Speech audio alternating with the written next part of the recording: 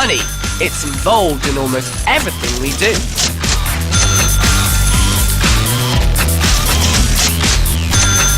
But people haven't always needed money as we know it today. Many ancient civilizations have all prospered without the use of coins, credit cards or banknotes. I'm off to see a curator here at the museum who's got something interesting to show me about money. I wonder what it is.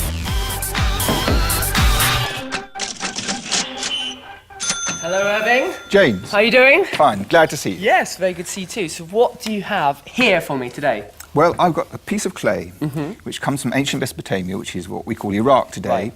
Okay, it's about 4,500 years old, and it comes from a time before money was even ever dreamed of. Blimey. Well, what did people do without money? Well, it's an interesting thing. What they did is they paid people what they needed. So this is a document for workmen. Their names are given, and each person gets paid in a quantity of barley. As Irving's tablet shows us, anything can be used as money, providing people believe it has a value. Barley, lumps of gold, silver, cloth, feather coils, and these cowrie shells have all been used as currency. This may not look like money to you, but 2,500 years ago it was just that. It's made out of iron, which is a highly valued substance, so people are happy to exchange it for other goods. A more familiar type of money is, of course, coins. I've got here one of the earliest ever coins. As you can see, it's rather small. It was made in what's now known as modern Turkey, and it dates back to the 7th century BC, making it more than 2,500 years old.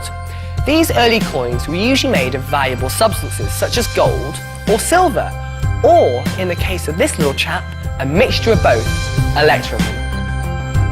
As coins began to be used by more and more people, they became useful tools for spreading messages.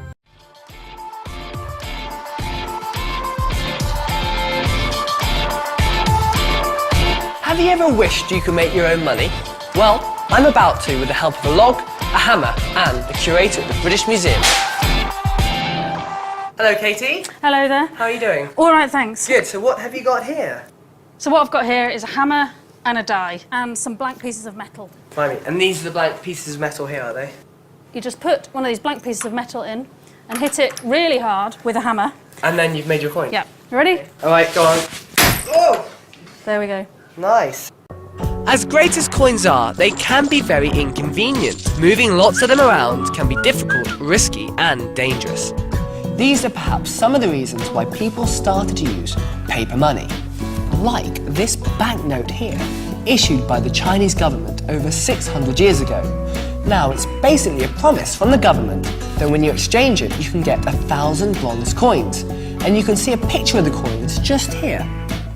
That's reminding people what it's worth. Thanks to new technologies developed in Kenya, you're now able to send your money to each other and around the world without having to go to a bank. All you've got to do is use your mobile phone.